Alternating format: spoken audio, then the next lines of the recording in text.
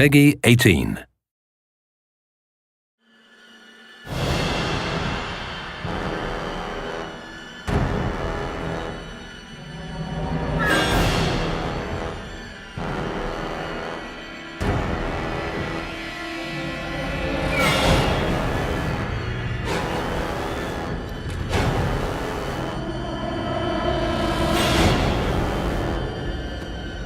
The lighting has always been a really huge part of the Dead Space franchise. Lighting, right up there with the sound, is one of our key sort of tools of the trade when it comes to getting a really great horror atmosphere. On a lot of game teams, you won't have any dedicated lighters, just the people who build the sets sort of also throw the lights on them. Here we have as many lighters as we do character people, because to us, like, the lighting really is almost like a character. I always try to ask the lighters to have at least the light doing something, either fritzing or fading or changing color all the time.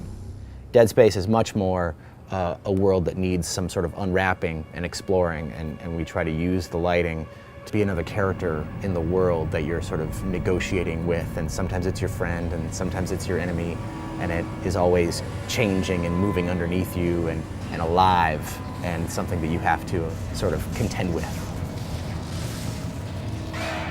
Having worked on Dead Space 1, and we were pretty much, our environments were the ship, the Ishimura ship, and we didn't have a lot of variety.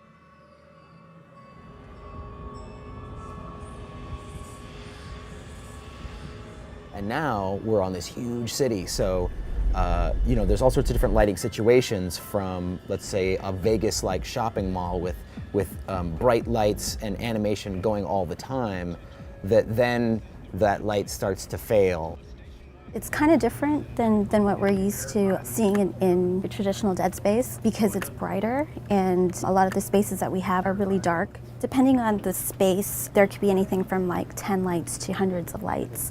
And in this space in particular, we have hundreds of lights. The challenge here is having all the lights, but also keeping it creepy at the same time. So you can see it's kind of deserted, you don't know what's going on. Sort of telling a story and seeing, oh, okay, what's happened here? Why is there papers on the floor? So we sort of highlight those areas. Where the lights used to be all kind of going and panning and everything, now they're all sort of out, and it's just the long shadows from the light outside the window that have changed everything. The main character has a spotlight the whole time, and that really can dictate how the player sees things and what their experience is like. And it's really critical, because we will light a space that without you in it, without the player in it, it really hasn't come alive yet and may feel sort of flat. But when you get the player's light in there, it really comes alive, and you start to sort of only see that part, and all the other lights become like the supporting cast for the player's light to do its thing.